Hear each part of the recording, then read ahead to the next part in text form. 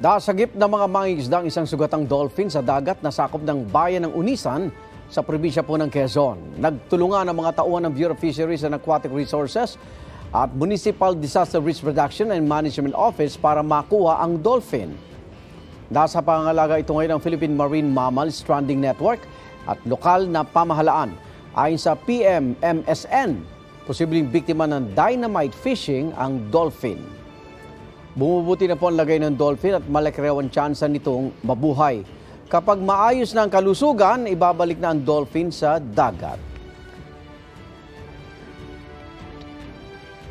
Igan, mauna ka sa mga balita. Mag-subscribe sa GMA Integrated News sa YouTube.